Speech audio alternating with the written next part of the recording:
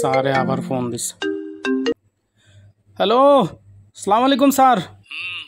ওয়ালাইকুম আসসালাম। বিলাল সাহেব, কোথায় আপনি? জি স্যার, সকাল সকাল ঘুমের তো উঠিয়ে ওয়ার্ডার কাটাল্লায় বাইরেছি স্যার। যে প্রেশারের উপর রাখতেছেন, নাস্তাটাও ঠিক মতো করতে পারি না। তারপরেও তো আপনার কাজ ভালো হচ্ছে না।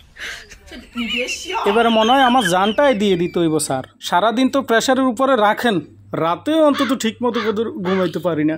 আচ্ছা শুনুন, কিছু অফার আসছে আর এই অফারের মালগুলো সেল করতে হবে। জি স্যার, বলুন কি অফার? শীত তো চলে গেছে, গরম পড়ছে, কিন্তু আমাদের শীতের প্রোডাক্ট রয়ে গেছে। আপনার জন্য 50 কার্টন শীতের মাল রেখেছি। এগুলো আজকের মধ্যে অর্ডার কেটে সেল করতে হবে।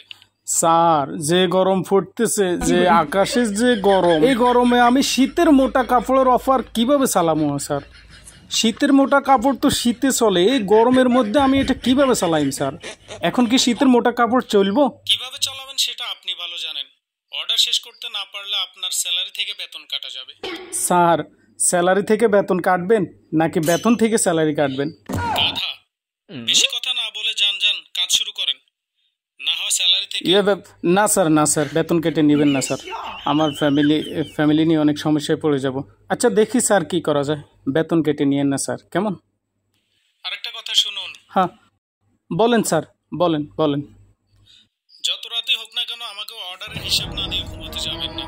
রাতের 2টা বাজুক 3টা বাজুক, কিন্তু কাজ করতে হবে, কাজ।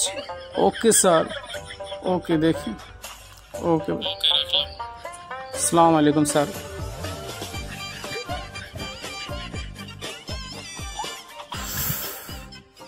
যে তোরটা ফুটতেছে এই গরমের মধ্যে, শীতের কাপড় কেমনে চালাম? উফ, এই সেলসম্যানের চাকরিটা করি, জীবনটা শেষ। শীতের কাপড়ের অপার দোকানদারকে কেমনে বুঝাম? তারপরেও যাই, বলে তো দেখতে হইব। জানি না চাকরি থাকতো না যাইব।